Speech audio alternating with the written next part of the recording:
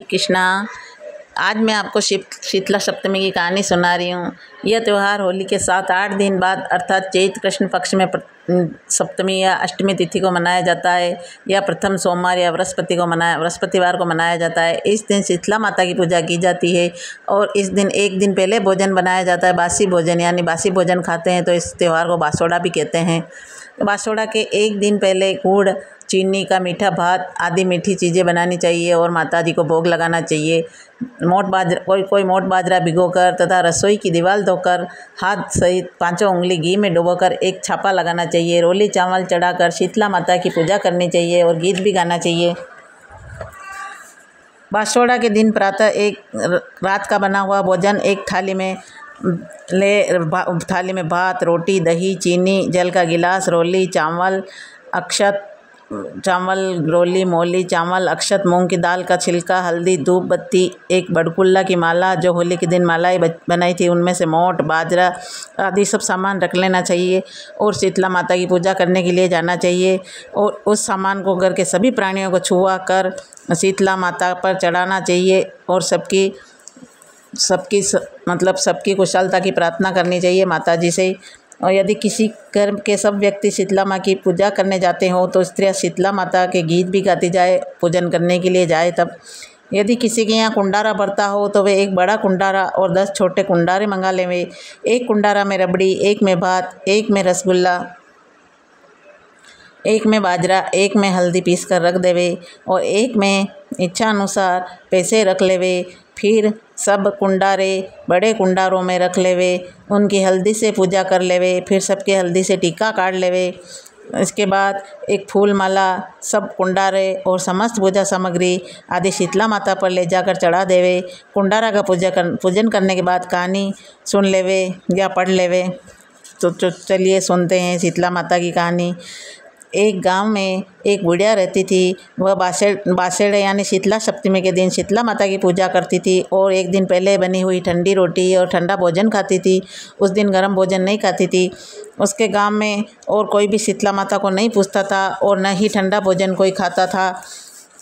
एक दिन उस गांव में भयंकर आग लग गई जिसमें केवल बुढ़िया ही की झोपड़ी को छोड़कर सबकी झोपड़ियाँ जल गई। इसमें और सब लोगों को बहुत आश्चर्य हुआ। तब वे सब लोग उस बुढ़िया के पास आए और इसका कारण पूछने लगे।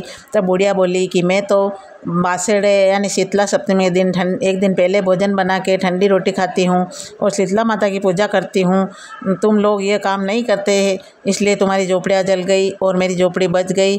तभी से पूरे गांव में बासेड़े के दिन शीतला माता की पूजा होने लगी और सब ठंडी रोटी खाने लगे। हे शीतला माता, जैसे तुमने उस बुढ़िया की रक्षा की वैसे समस्त जगत की रक्षा करना और हमारी भी रक्षा करना। जी की कथा सुनते हैं। विनायक स्वरूप गणेश जी की कथा। किसी नगर में अपने बेटे और बहू के साथ एक नेत्रहीन बुढ़िया रहती थी। वह श्रद्धापूर्वक विधि विधान से नित्य ही गणेश जी की पूजा अर्चना करती थी। एक दिन प्रसन्न हो गणेश जी प्रकट हुए और बोले, बुढ़िया माँ तू जो चाहे सो मांग ले। बुढ़िया बोली, कैसे और क्या मांगूँ, मुझे तो मांगना आता ही नहीं है। तब गणेश जी बोले, अपने बेटे बहू से पूछ कर मांग लेना, मैं कल फिर आऊँगा। तो बुढ़िया ने बेटे से पूछा तो बेटा बोला कि धन मांग लो, बहू बोली कि पोता मांग लो। तब अब बुढ़िया ने मन में सोचा कि ये दोनों तो अपने अपने मतलब की बात कर रहे हैं तो मेरे समझ में नहीं आ रहा मैं क्या करूं। तो फिर उसने सोचा कि चलो पड़ोसियों से पूछते हैं। तो बुढ़िया पड़ोसियों के पास गई तो पड़ोसियों ने कहा, बुढ़िया तू तो थोड़े दिन ही जिएगी, क्यों तू धन मांगे, तेरे धन का क्या करेगी तू, और क्यों तू पोता मांगे, तेरे कितने दिन जीना। तू तो ऐसा कर, तू तो अपनी आँखें मांग ले जिससे तेरा बाकी जीवन आराम से कट जाएगा। अब बुढ़िया ने मन में सोचा बात तो सही है। तो फिर भी उसने बुढ़िया ने पड़ोसियों की बात भी नहीं मानी। उसने सोचा कि जिसमें बहू बेटा और राजी हो, मैं तो बेटा बहू भी राजी हो जाए मैं वह मांग लूँ और अपने मतलब की चीज़ भी मांग लूँ। तो फिर अगले दिन बुढ़िया नहा धोकर गणेश जी के मंदिर गई और गणेश जी की पूजा की। फिर गणेश जी प्रकट हुए और बोले, हे बुढ़िया माँ जो चाहे सो मांग ले, मैं तुझे वरदान देना चाहता हूँ। अब बुढ़िया बोली, अब यदि आप प्रसन्न हैं और देना ही चाहते हैं मुझे वरदान तो हे गणेश जी, हे भगवान, मुझे तो 9 करोड़ की माया दे, निरोगी काया दे, आँखों की रोशनी दे, पोता दे और सब सुख संपत्ति दे, उस मेरे पूरे परिवार को सुख दे और अंत में मुझे मोक्ष दे। तो अब गणेश जी बोले, बुढ़िया माँ तू तो बहुत चतुर निकली, तूने तो हमें ठग लिया माँ, किंतु तेरा वरदान तुझे अवश्य मिलेगा। तथास्तु कहकर इतना कहकर गणेश जी अंतर्ध्यान हो गए।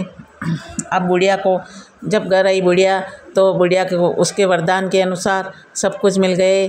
उसके बेटे बहू भी बहुत प्रसन्न हुए। हे सिद्ध विनायक गणेश जी, और जैसे तुमने उस बुढ़िया को सब कुछ दिया वैसे ही हमें भी देने की कृपा करना। बोलो गणपति।